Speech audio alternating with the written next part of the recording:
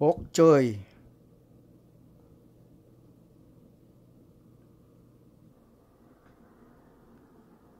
And the main ingredient, pork neck bone. Okay, I will prepare now the stove so I can start cooking. Thank you. This is my stove where I will cook the sinigang. Beside is the rice cooker right here.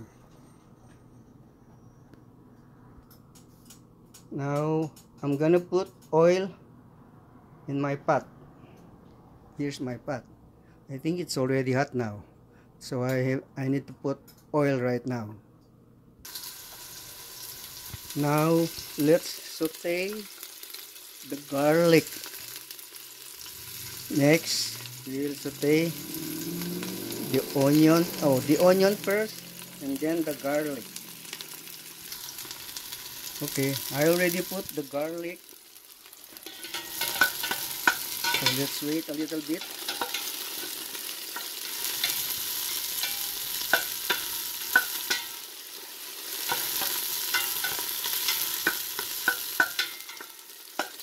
Now it smells good already.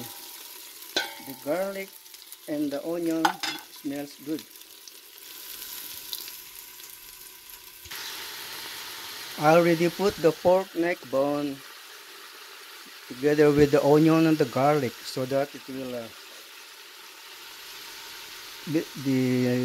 the meat will absorb the onion and the garlic. Okay. Guys, do you smell the aroma? Wow, smells good. That means this will end up very good after I finish it. Let's wait and see. Now I already put water and I need to wait for it to boil before I put the other ingredients. Now it's boiling already.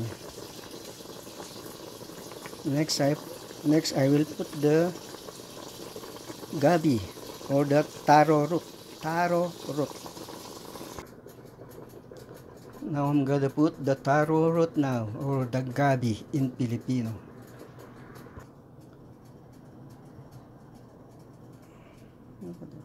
I will add 1 more cup of water because I need a lot of soup because this is already was already evaporated. Now it's gonna wait for it to boil. Cover it. I will cover it. Now I just cover it so that it will boil very fast.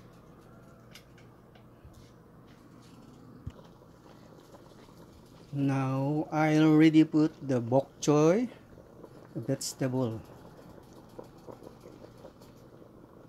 Next I will put the magic syrup to make sure it is good. It's almost done. Maybe 5 to 10 minutes more. It will be okay. Okay, thank you. Saktong-sakto, pagdating ng misis ko galing trabaho, kakain na lang siya. Siya ang nag-request nitong sinigang na to. At saka yung apo ko na si Nate, nako, gustong gusto nito ang sinigang. Yung apo kong yan, talagang kakain siya ng gusto pag sinigang ang kanyang ulam. Okay. Okay, thank you. To, kumukulo na at maya-maya lang papatayin ko na yung apoy. Thank you.